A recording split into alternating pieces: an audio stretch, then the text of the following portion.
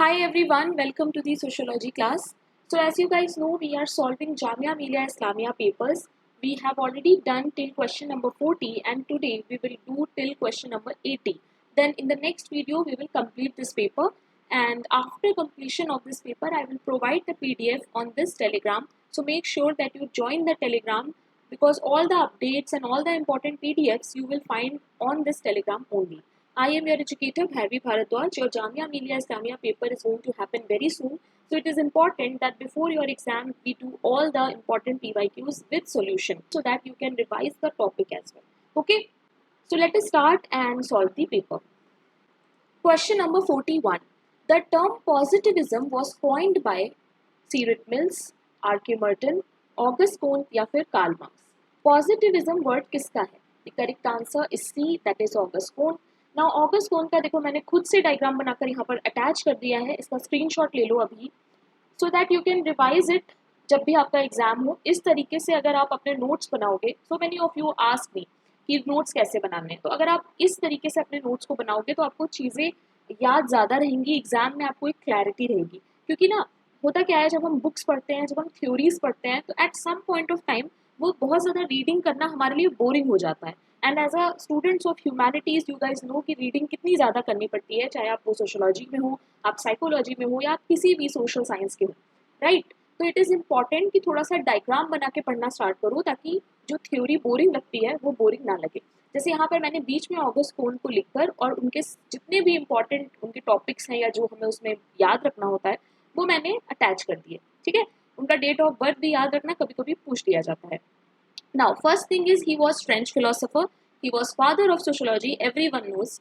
इनकी एक important book है the course of positive philosophy that was published in 1830 and this was the book जिसमें इन्होंने first time positivism के बारे में बताया था. तो ये आपको याद रखना है. क्वेश्चन ये भी पूछा जा सकता है कि कौन सी बुक में इन्होंने पॉजिटिविज्म की बात की थी. इसके अलावा एक इंपॉर्टेंट टॉपिक है जो हम पढ़ते हैं, that is law of 3 stages. इस पे मैंने ऑलरेडी चैनल पे बहुत बार इस टॉपिक को पढ़ा रखा है, चाहे वो इग्नू सीरीज में हो, चाहे वो ऑगस्ट कोंट का एक वीडियो है जो मैं यहाँ पर ऐड कर दूंगी, तो आप वो भी देख सकते हैं. ठीक है, तो इन्होंने 3 स्टेजेस में बोला था कि हमारी सोसाइटी जो है वो डेवलप होती है. पहला है थियोलॉजिकल, दूसरा है मेटाफिजिकल, तीसरा है पॉजिटिविटी. तो फर्स्ट में फिक्टिशियस बुलाया था इन्होंने थियोलॉजिकल को, मेटाफिजिकल को इन्होंने एब्स्ट्रैक्ट बुलाया था और पॉजिटिविटी को इन्होंने साइंटिफिक बुलाया था. तो मैं यहाँ पर अटैच कर दूंगी वो वीडियो जहाँ पर मैंने ये तीनों एक्सप्लेन किए हैं, आप वो वीडियो जरूर देखिएगा. इसके अलावा इन्होंने पॉजिटिविज्म का डॉक्ट्रिन हमें दिया था जो ये कहता है कि सोशल साइंस को भी हमें साइंस की तरह डील करके पढ़ना चाहिए. ठीक है, now he called sociology as queen of science. इन्होंने सोशोलॉजी को क्वीन बोला था. क्यों? क्योंकि ये सबसे ज़्यादा कॉम्प्लेक्स होती है और इसके लिए इन्होंने एक थ्योरी दी थी, that is hierarchy of social sciences. Hierarchy of social sciences में इन्होंने एक हायरार्की दी थी सारे सोशल साइंसेस की और इन्होंने बताया था कि कौन सा ज़्यादा कॉम्प्लेक्स है और कौन सा कम है. देखो, इन्होंने एक ये याद रखो, MAPCBS. ठीक है, maths, astronomy, physics, chemistry, biology and sociology. इस तरफ से इन्होंने बोला था कि कॉम्प्लेक्सिटी इंक्रीज होती है.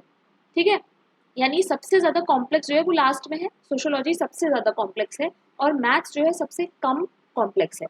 और अगर हम उल्टा देखें तो इन्होंने बोला था इसको कि डिक्रीजिंग जनरलिटी, यानी सोशोलॉजी सबसे कम जनरल होता है और सबसे ज़्यादा जनरल जो होता है वो है मैथ्स. ठीक है, सो आई होप यहाँ पर आपको सारे ही टॉपिक्स जो हैं रिलेटेड टू ऑगस्ट कोंट समझ में आ गए होंगे. Question number 42. It is being defined as a hierarchical organization structure designed rationally to coordinate the work of many individuals in the pursuit of large-scale administrative tasks and organizational goals. यहाँ पर किसकी बात हो रही है? सारी कैरेक्टरिस्टिक आपके सामने हैं. Hierarchical organizational structure, rationally to coordinate the work of many individuals in pursuit of large-scale administrative tasks and organizational goals. तो यहाँ पर किस चीज़ की बात हो रही है? ब्यूरोक्रेसी, ऑर्गेनाइजेशन, एसोसिएशन या फिर business? Very easy question. The correct answer is A, that is bureaucracy. Now see what is bureaucracy. Bureaucratisation is the process of organising an institution into a formalised structure. जब हम किसी institution को हम organise करते हैं formalised structure के साथ, यानी वहाँ पर रूल्स होंगे, वहाँ पर एक हायरार्की होगी, एक बॉस होगा, एक सबऑर्डिनेट होगा, सबका काम जो है वो डिवाइडेड होगा, डिवीजन ऑफ लेबर होगा, उसे हम कहते हैं ब्यूरोक्रेटाइजेशन. ठीक है, नाउ यहाँ पर इम्पॉर्टेंट जो है वो ये है, मैक्स वेबर ने इसकी डेफिनेशन हमें दी थी जो आपके लिए याद रखना बहुत इंपॉर्टेंट है. Max Weber defined bureaucracy as a particular form of administrative organisation that is based on specialization of functions, a hierarchy of authority, a system of rules and regulation designed to ensure uniformity and consistency in the performance of tasks. For example, अभी मैं अपने channel पर काम कर रही हूँ, तो क्या मैं एक ब्यूरोक्रेटाइजेशन का पार्ट हूँ? नो, बिकॉज इस चैनल को मैनेज मैं अकेले करती हूँ, राइट. बट लेट्स से कि ये चैनल आगे जाके बहुत ज़्यादा ग्रो हो जाता है और मैं अकेले ये काम नहीं संभाल पाऊँ और मैं फिर इसको एक इंस्टीट्यूशन में कन्वर्ट कर दूँ. For example, you can take example of Unacademy. Now Unacademy, sleepy classes, these are some very big platforms, right. Edtech के बहुत बड़े प्लेटफॉर्म्स हैं ये, बट कभी ये भी बहुत छोटे प्लेटफॉर्म थे. तो धीमे धीमे जब ये बढ़े तो एक इंस्टीट्यूशन बन गए, एक ब्यूरोक्रेटिक इंस्टीट्यूशन में वो चेंज हो गए, जहाँ पर एक सबके काम अलग अलग है. डिवीजन ऑफ लेबर है, कोई फिजिक्स पढ़ा रहा है तो वो उसमें एक्सपर्टीज है, कोई सोशोलॉजी पढ़ा रहा है तो वो उसमें एक्सपर्टीज है ना. कुछ रूल्स हैं, कुछ रेगुलेशंस हैं जो उन्हें मानने पड़ेंगे, ठीक है. कंसिस्टेंसी है, डेली आपको काम करना पड़ेगा. तो ये सारे क्या है, ये ब्यूरोक्रेसी की डेफिनेशन है अकॉर्डिंग टू मैक्स वेबर. तो आप ऐसे मन में एग्जाम्पल सोच के इस टॉपिक को समझ सकते हो. फीचर्स आपको जरूर से याद रखने हैं क्योंकि क्वेश्चन यहाँ से बनते हैं हमेशा. Hierarchy, division of labour, rules and regulation, impersonality, meritocracy, career orientation. मतलब मेरिटोक्रेसी क्या होता है कि आपको अपने एबिलिटी, आपके अचीवमेंट्स जो आपने लाइफ में पढ़ा है उसके अकॉर्डिंग आपको जॉब मिलेगी. पर्सनल कुछ भी यहाँ पर नहीं होता है, सब कुछ फॉर्मल होता है, ठीक है. तो ये सारी चीज़ें हैं जो आपको इस टॉपिक में याद रखनी है. Question number 43, who propounded the theory of social Darwinism. Social Darwinism की थ्योरी हमें किसने दी है? एमाइल दरखाइम, टर्नर, पार्किन या फिर Herbert Spencer. The correct answer is D, that is Herbert Spencer. तो हर्बर्ट स्पेंसर ने हमें सोशल डार्विनिज्म की थ्योरी 19th सेंचुरी में दी थी और एक बहुत इंपॉर्टेंट फ्रेज था जो इन्होंने हमें दिया था, that is survival of the fittest. ये आपको याद रखना है, ठीक है. इन्होंने इससे क्या कहा था कि सोसाइटी में इतना कंपटीशन होता है कि जो फिट होता है वही सर्वाइव कर पाता है, ठीक है. इनकी एक बुक भी है, social statics. Spencer argued that through competition, social evolution would automatically produce a level of wealth and personal freedom unseen in the history. इन्होंने ये बोला था कि कंपटीशन की वजह से जो हमारा एवोल्यूशन है, मतलब जैसे जैसे हम आगे बढ़ रहे हैं उसमें हम बहुत सारी वेल्थ और पर्सनल फ्रीडम को बढ़ा पाएंगे, जनरेट कर पाएंगे, इतनी कि हमने ह्यूमन हिस्ट्री में आज तक नहीं देखी होगी, ओनली बिकॉज ऑफ कॉम्पिटिशन, ठीक है. So these are some points that you can remember. Question number 44. According to Karl Marx, it is a subjective feeling, a sense of powerlessness and isolation.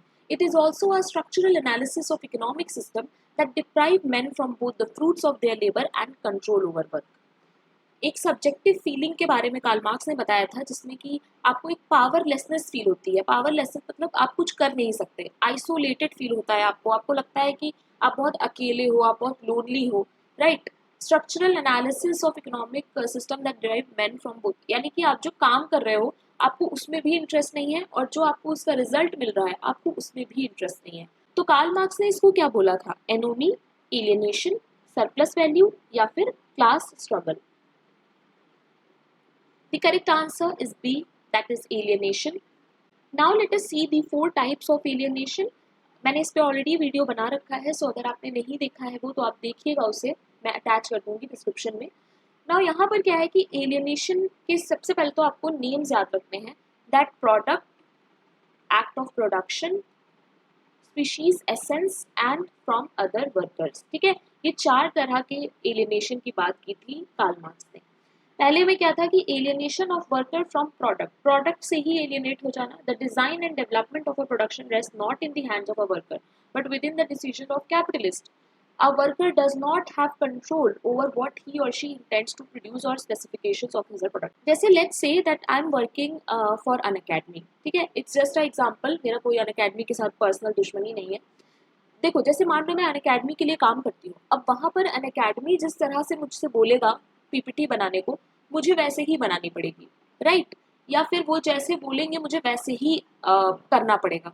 जिस तरह से वो कहेंगे नोट्स ऐड करो, मैं वैसे ही करूँगी. अगर मैं अपनी तरफ से कुछ भी करूँगी तो उनको शायद प्रॉब्लम हो, है ना. तो यहाँ पर क्या हो रहा है कि जो प्रोडक्ट मैं बना रही हूँ उसी पे मेरा कंट्रोल नहीं है.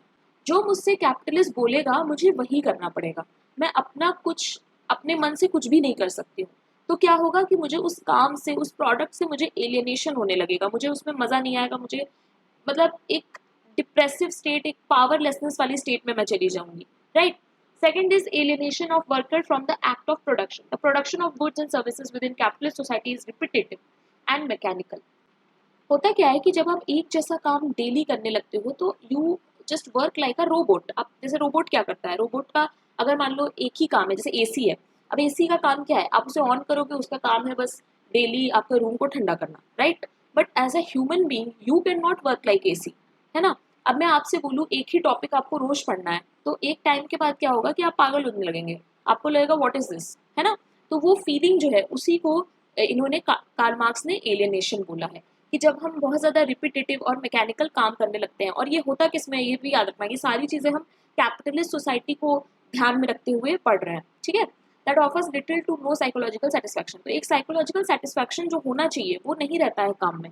आप सब लोग आईएएस की तैयारी क्यों कर रहे हैं, क्योंकि आईएएस की जो जॉब होती है वो रिपीटेटिव और मैकेनिकल नहीं होती है, वहाँ पर हर दिन आपको कुछ नया करना है, राइट। तो ये क्यों है, क्योंकि वहाँ पर आपको एलियनेशन कब होगा, अगर आप किसी फर्म में जाओ, आप आईटी सेक्टर में जाओ, रोज वही काम, रोज वही प्रोग्राम, है ना, रोज वही चीजें, रोज मीटिंग। तो जब एक जैसा काम लंबे समय तक होता है तो आपको साइकोलॉजिकल सेटिस्फैक्शन जो आपका है वो खराब होने लगता है, right. Now labour seems course because of a worker undertakes this means of survival. तो सर्वाइव करने के लिए आप बस एक मैकेनिक की तरह काम करने लगते हैं, जैसे मशीन्स होती हैं, आप उसी तरह से बस काम करने लगते हो कैपिटलिस्ट सोसाइटी में, ठीक है। नेक्स्ट है alienation of worker from their species essence. Under a capitalist mode of production, an individual loses identity and opportunity for self-development as he or she forced to sell his her labor power. होता क्या है कि आप अपना identity से ही आप एलिनेट होने लगते हो, क्योंकि आपके अंदर सेल्फ डेवलपमेंट हो नहीं पाता है। जब आप एक ही जैसा काम करोगे, जैसा आपको बोला जाएगा आप बस वैसा करोगे, आप एकदम पावरलेस हो, तो फिर आपका डेवलपमेंट कहाँ से होगा, राइट। तो आप अपने ही आप से एलिनेट होने लगते हो। Fourth and the last is alienation of worker from other workers. दूसरे जो वर्कर होते हैं, लेट्स से अगर आप एक ऑफिस में काम कर रहे हो तो आपने ऑफिस में देखा होगा ना, ऐसे ऐसे करके चैम्बर्स बने होते हैं, है ना। यहाँ पर किसी का पीसी रखा है, यहाँ पर किसी का, यहाँ पर किसी का, और सब लोग ऐसे ऐसे बैठे हुए हैं। जैसे आप एग्जाम देने जाते हो ना, तो वहाँ पर एक लैब बनी होती है, अलग अलग तरह से डिवाइड कर दिया जाता है। ऐसे ही ऑफिसेज में होता है, आपको एक दूसरे से इंटरैक्ट करने का भी मौका नहीं मिलता, और उस चक्कर में क्या होता है कि आप दूसरे वर्कर्स से भी एलिनेट होने लगते हो। तो ये 4 तरह के इम्पॉर्टेंट टाइप्स हैं एलिनेशन के, जो आपको याद रखने हैं, क्योंकि ये बहुत इंपॉर्टेंट टॉपिक है, क्वेश्चन यहाँ से हमेशा आता है किसी न किसी तरह से, ठीक है। तो आई होप आपको ये समझ में आ गया होगा, अगर नहीं तो डिटेल में अगर पढ़ना है तो उस वीडियो को जरूर देखना जो मैंने ऑलरेडी बना रखा है।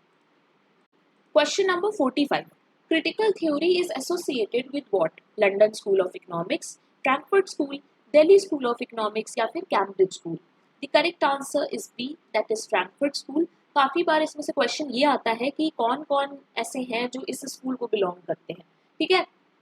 तो ये 5 नाम है जो आपको अच्छे से याद रखने हैं, जो कि फ्रैंकफर्ट स्कूल को बिलोंग करते हैं, ओके। फ्रैंकफर्ट स्कूल है क्या, देखो, it was to understand society using ideals from Marxism and other scientific perspective, especially Marxism के perspective से चीज़ों को समझने के लिए ये स्कूल बना था, और इसका ईयर भी याद रखना, इट वॉज 1923, ठीक है। क्वेश्चन इस तरह से पूछ लिए जाते हैं, यूनिवर्सिटी कहाँ पर ये हुआ था, सो बोथ यूनिवर्सिटी फ्रैंकफर्ट में है, जर्मनी में, ठीक है।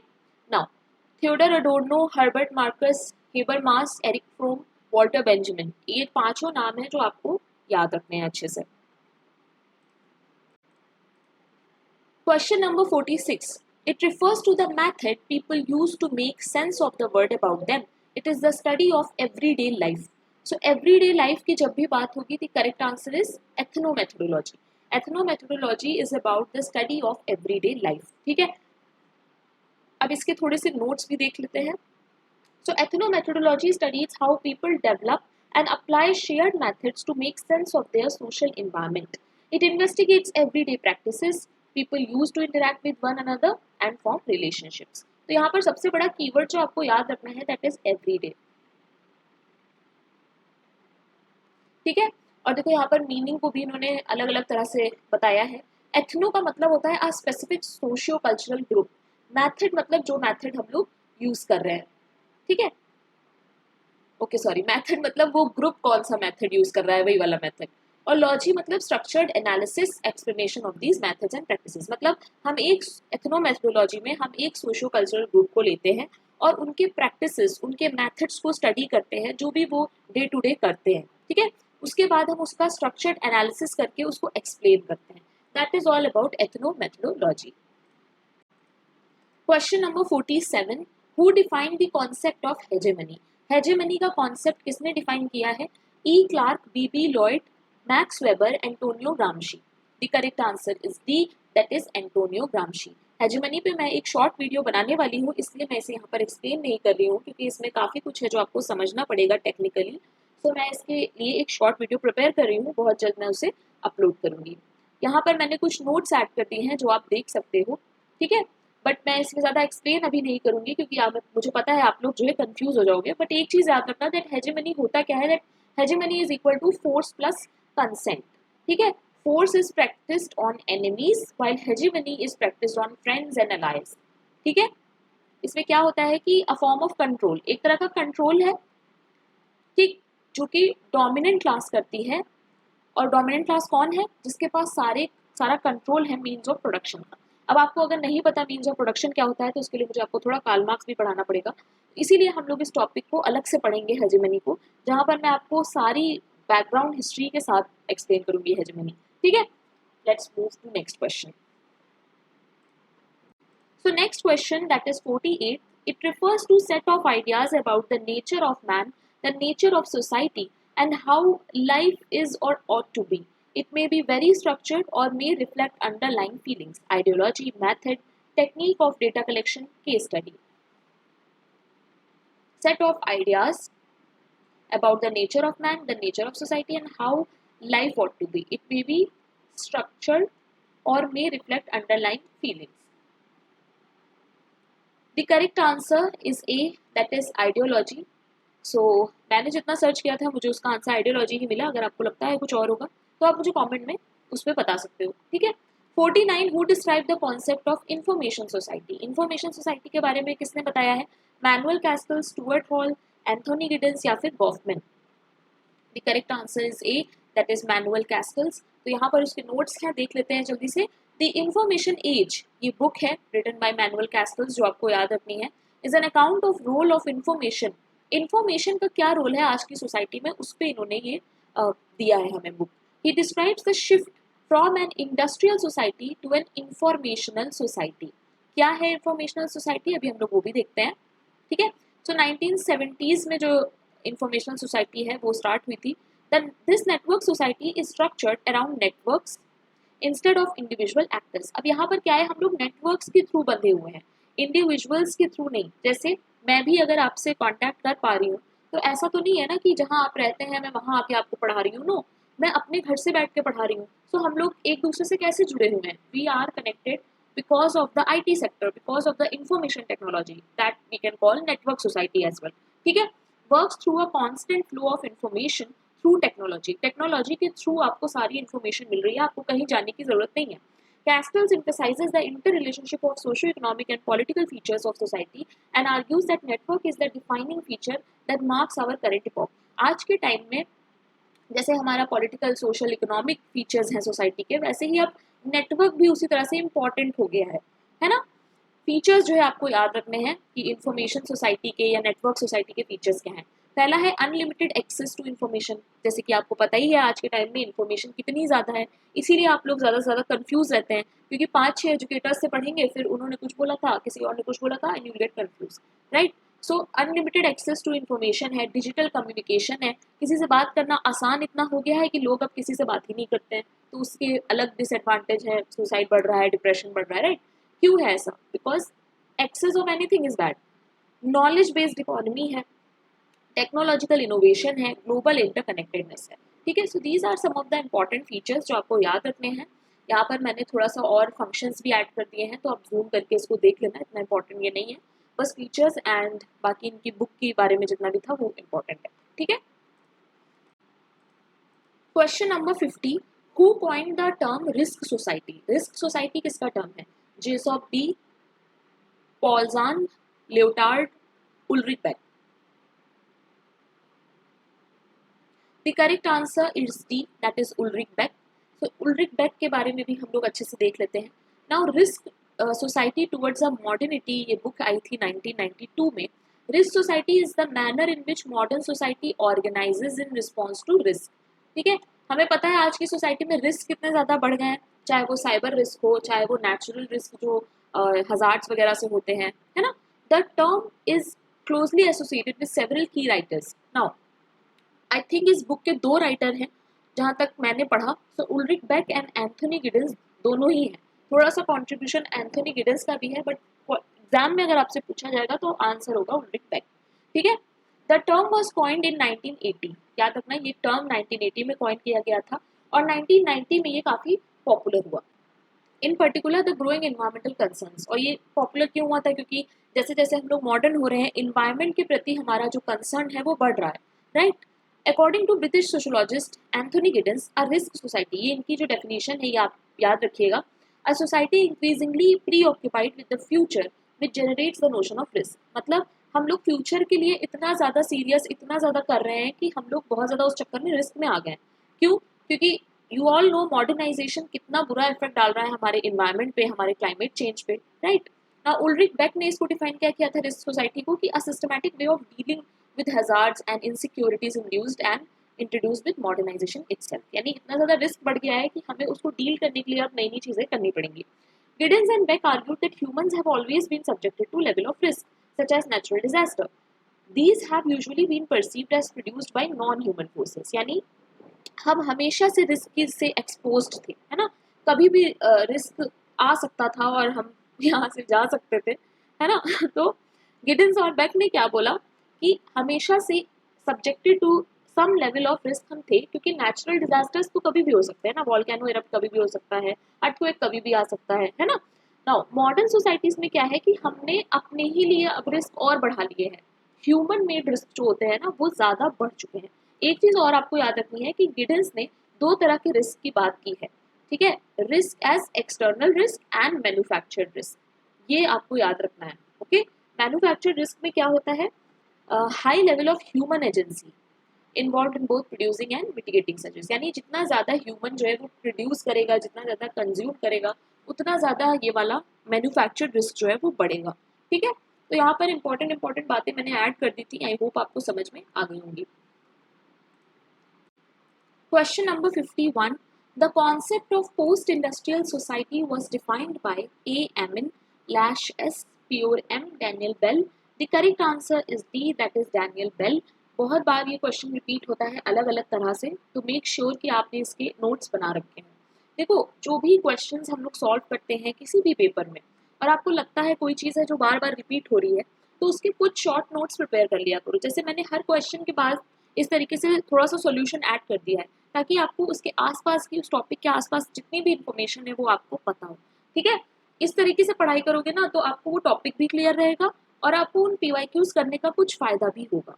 ठीक है. Now Daniel Bell popularise the term in 1974 work. इनका 1974 में ये जो बुक आया था, the coming of post industrial society, यहाँ से ये टर्म बहुत ज़्यादा यू कैन से फेमस हो गया. ठीक है, पॉपुलराइज हो गया, बट कॉइन इसको इन्होंने नहीं किया था, ये भी याद रखना. Although some have credited Bell with coining the term, French sociologist Alain Touraine published in 1969 the first major work on post-industrial society. तो ये याद रखना, एलेन टोरेन जो हैं उन्होंने इसको फर्स्ट टाइम यूज किया था इस टर्म को 1969 में. ठीक है, उसके बाद डैनियल बेल का जब 1974 में बुक आया तब ये जो टर्म है ये पॉपुलराइज हुआ बहुत ज़्यादा.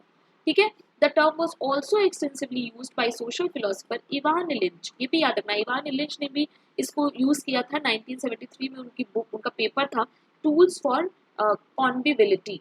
कॉन्विबिलिटी क्या होता है उसमें आपको डिटेल्स में नहीं जाना है. टूल्स फॉर कॉन्विबिलिटी करके एक पेपर आया था जिसमें उन्होंने इसकी बात की थी. ठीक है, तो ये 3-4 कुछ फैक्ट्स हैं जो आपको याद रखने हैं. Question number 52. Which book has been written by B.R. Ambedkar. इसमें से कौन सी बुक है जो B.R. अम्बेडकर ने लिखी है. Caste in modern Indian essay, annihilation of caste, caste of mind, caste, class and power. और बाकी की जो बुक्स हैं उसे भी आपको मुझे कमेंट में बताना है कि किसने लिखी है. ठीक है, the correct answer is B, that is Annihilation of Caste. Very important book. Annihilation of Caste is an undelivered speech written in 1936 by B.R. Ambedkar. ये कोई बुक नहीं लिखी थी इन्होंने, ये स्पीच इन्होंने लिखी थी जो इन्होंने डिलीवर नहीं की थी। क्यों? The speech was to be delivered at anti caste convention held in Lahore by Hindu reformers. ठीक है, ये एक स्पीच थी जो इनको एक एंटी कास्ट कॉन्वेंशन जो कि लाहौर में होने वाला था हिंदू रिफॉर्मर्स के द्वारा, वहां पर इनको देनी थी। Upon reviewing the written speech the conference organisers deemed it too controversial. जो वहाँ के मैनेजर्स थे, जो ऑर्गेनाइजर्स थे, उन्होंने कहा बहुत ज़्यादा कॉन्ट्रोवर्शियल है ये, इसलिए इसको नहीं आप डिलीवर करो। Ambedkar proceeded to self publish the speech, इसीलिए उन्होंने उस पूरी स्पीच को पब्लिश कर दिया एक बुक के फॉर्म में। So these are some of the things जो आपको पता होनी चाहिए। ठीक है, और ये टेक्स्ट बुक काफ़ी अच्छी है। I think all the sociology students must read this book. अगर आप फ्यूचर में कास्ट पे या इंडियन सोशोलॉजी पे आप स्टडी करना चाह रहे हो या रिसर्च करना चाह रहे हो, तो इस तरह की बुक्स आपने पहले से पढ़ रखी हो, it is very good. As a sociology student आपको ये सब बुक्स पढ़नी चाहिए। बहुत ज़्यादा टफ लैंग्वेज में भी नहीं है ये बुक, कोई भी पढ़ सकता है। ठीक है, so make sure that you are reading some good text also, क्योंकि अगर आप सब्जेक्ट में हैं, अगर आपको उससे अच्छी नॉलेज चाहिए तो सिर्फ ये टेक्स्ट बुक्स पढ़ के नहीं होगा, आपको कुछ अच्छे ऑथर्स की अच्छी टेक्स्ट बुक्स भी पढ़नी पड़ेंगी। Question number 53, according to him in Indian tribes are peasants. Okay, इन्होंने कहा था कि इंडिया में जो ट्राइब्स हैं वो एक्चुअल में पीजेंट्स हैं। किसने कहा था ये? GS Ghurye, Elwin Verrier, Andre Beteille, A K. Coomaraswamy.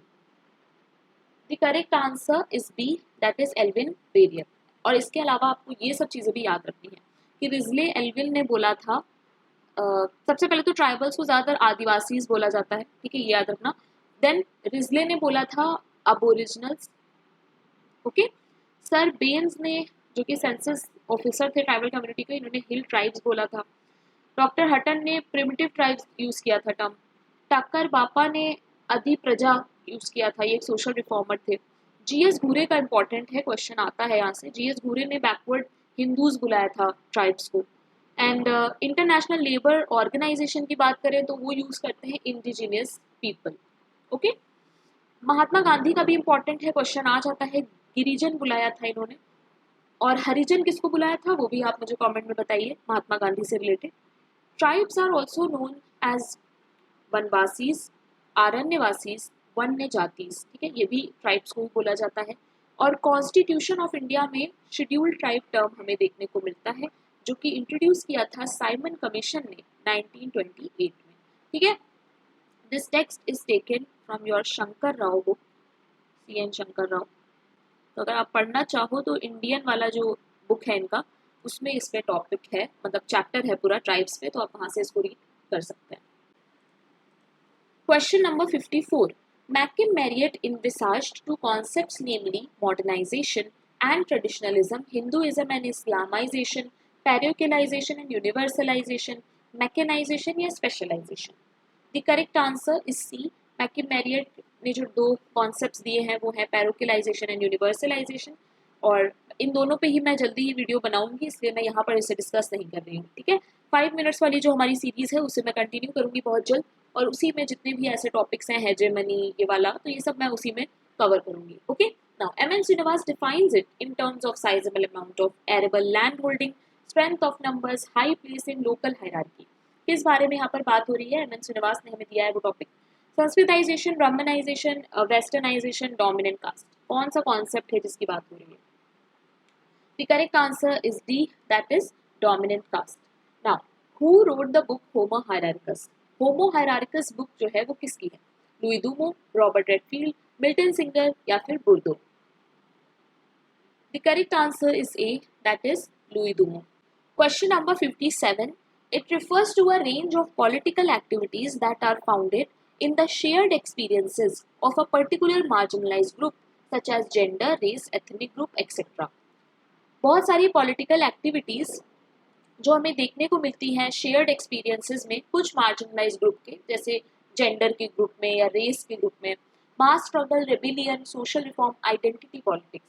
The correct answer is D, that is identity politics. Now identity politics क्या है? Politics based on particular identity. जब आप एक आइडेंटिटी के थ्रू कोई पॉलिटिक्स कर रहे हो, that is your identity politics. The term could also encompass other social phenomena which are not commonly understood as exemplifying identity politics. Now यहाँ पर जो आपको समझना है वो ये है कि सबसे पहले ये टर्म जो आया वो है 20th सेंचुरी में, लेट 20th सेंचुरी में ये टर्म हमें दिखाई दिया।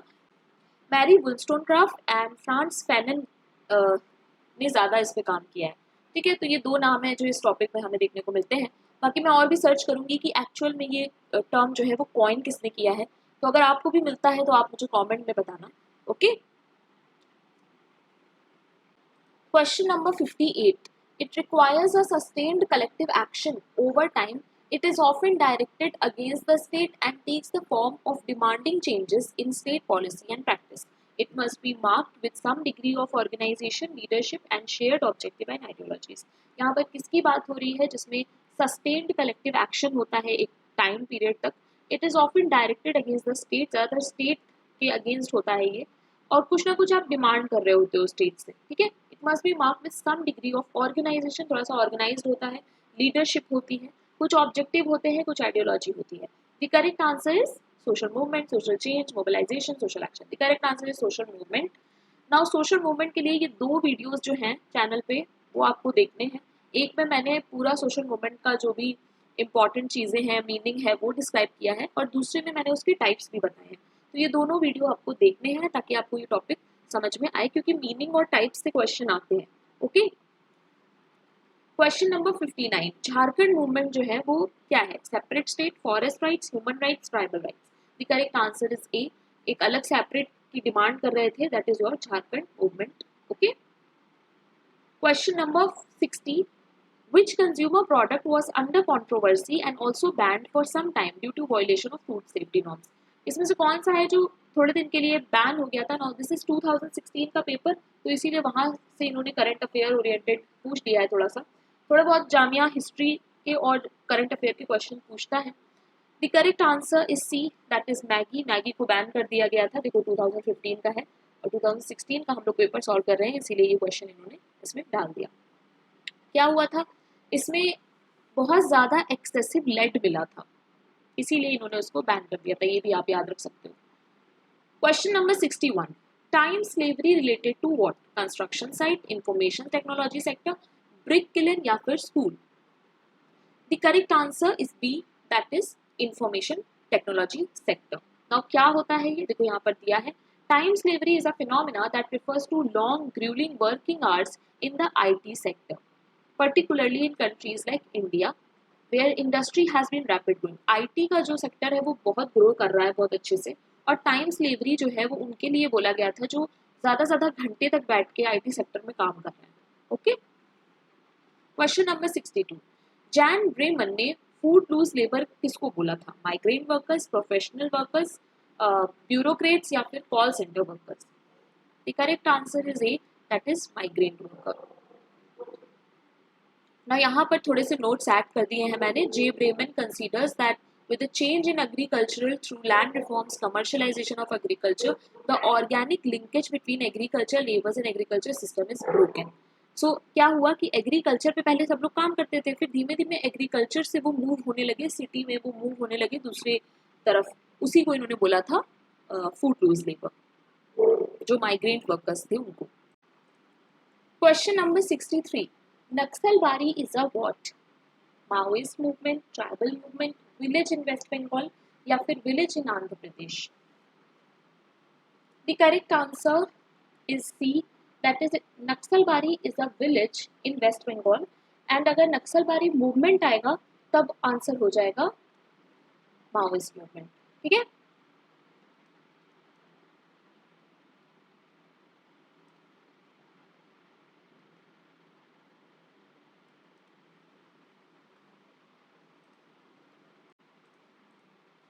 question number 64, it refers to the process whereby information is produced as a universal binary code and can thus be easily processed, stored and circulated at greater speed across communication technologies.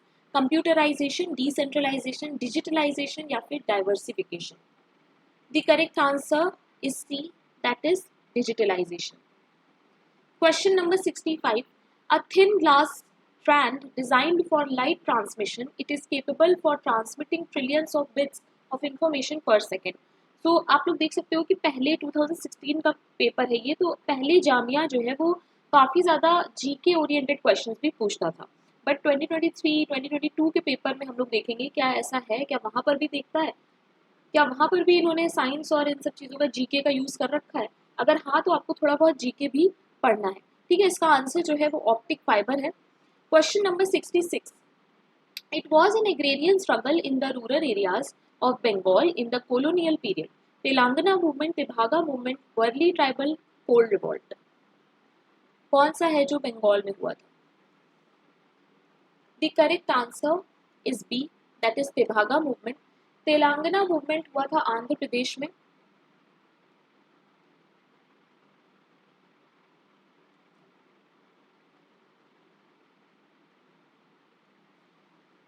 Worli tribal revolt हुआ था महाराष्ट्र में।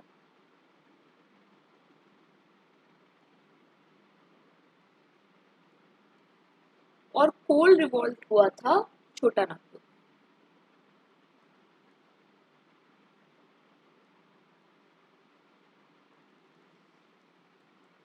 Question number 67. Vivid Bharati is a Hindi movie, an entertainment channel of All India Radio, a program in Doordarshan या फिर Women Freedom Fighter. The correct answer is an entertainment channel of All India Radio. Question number 68. Hind Swaraj was started by Jawaharlal Nehru, S.C. Bose, M.K. Gandhi या फिर Rajendra Prasad. The correct answer is C, that is Mahatma Gandhi. Question number 69. It refers to the transmission of culture and practices from one society to another. Acculturation, assimilation, social change, diffusion. Transmission है of custom and practices from one society to another, यानी कि spread हो जाना. The correct answer is D, that is diffusion. Now cultural diffusion में क्या होता है? A process in which one cultural trait, material object, idea or behavior pattern is spread from one society to another. ठीक है, एक society से दूसरे में पास ऑन हो रहा है, that is your cultural diffusion. Question number 70. Which constitutional amendment assured the grassroots democracy or decentralized governance? 73rd amendment, 23rd, 54th, 83rd. बहुत ज़्यादा ये क्वेश्चन रिपीट होता है. The correct answer is A, that is 73rd amendment. Question number 71. Which of the following is used in pencil? Graphite, charcoal, black ink, silicon. Pencil में क्या use होता है? The correct answer is A, that is graphite. Question number 72. काफी ज्यादा science के questions इन्होंने डाल रखे हैं इसमें 2016 पेपर में. What are the machine used to check the progress of unborn babies still in mother's womb? Angiography machine, ultrasound machine, X-ray machine, MRI scan. Unborn babies का प्रोग्रेस जानने के लिए हम जब मदर्स की वोम का चेकअप करते हैं तो उसको किस मशीन से करते हैं, किस डिवाइस से करते हैं? The correct answer is B, that is ultrasound machine. Question number 73. For which of the following discipline is Nobel prize awarded? इनमें से कौन सा है जिसके लिए नोबेल प्राइज अवॉर्ड किया जाता है? The correct answer is D, सारी फील्ड्स के लिए. Question number 74. Treaty of Seringapatam was signed by Hyder Ali and Lord Mountbatten, Tipu Sultan and Lord Cornwallis, Marathas and Nizam, Tipu Sultan and Aurangzeb. The correct answer is Tipu Sultan and Lord Cornwallis. Question number 75. Which of the following reform is associated with Sir Syed Ahmad Khan? Abolition of sati, widow remarriage, promoting Western style education, abolition of caste system. The correct answer is C, that is promoting Western style education. And you have to remember that Syed Ahmad Khan is the founder of your Aligarh Muslim University. Okay. Question number 76. Which country won the Asia Cup Cricket 2016? 2016 में Asia cup कौन जीता था? Bangladesh, India, Pakistan. The correct answer is B, that is India. Question number 77. प्रधानमंत्री जन धन योजना के पीछे का agenda पूछा है. Promoting financial inclusion in the country, helping SC ST section, promoting gender equality, providing gas subsidy. The correct answer is A, that is promoting financial inclusion. और एक चीज और याद रखना 2014 की है ये scheme. Question number 78, which Indian city is known as Pittal Nagari on और द ब्रास सिटी? पित्तल नगरी किसको कहते हैं? Lucknow, Agra, Moradabad, Jaipur. The correct answer is C, that is Muradabad. Question number 79. It was a celebration of art of living, 35 years of service, spirituality and human values. It celebrated the diversity in culture from across the world. The World Cultural Festival, Suraj Khand Craft Mela, World Trade Fair, Taj Mahotsav. The correct answer is the World Cultural Festival. Question number 80. In which American TV show Indian actress Priyanka Chopra has recently acted? America's Most Wanted, Quantico, Friends, Saturday Night Live. The correct answer is B. फालतू question है ये, बिल्कुल पता नहीं क्यों इन्होंने इसको इसमें डाला है। ठीक है, हो सकता है जीके के क्वेश्चन 2016 में पूछे जाते थे। So that's all for today. We have solved 40 questions and in the next video we are going to solve 20 more questions and complete the paper. आज ही उसको हम लोग solve कर लेंगे। Okay, so don't forget to subscribe if you are watching me for the first time and you are a sociology student. Playlist में जाकर आप देख सकते हैं, मैंने सारे ही free content को जो भी arrange कर रखा है, आप अपने exam के according उसको use कर सकते हो। And this is the Telegram channel जो मैंने अभी starting में भी बोला था आपको must है join करना, क्योंकि PDF आपको यहीं पर मिलेगा। This is my personal Telegram, कोई और doubt होता है तो आप मुझसे यहाँ पर भी पूछ सकते हैं। Thank you very much guys, keep learning.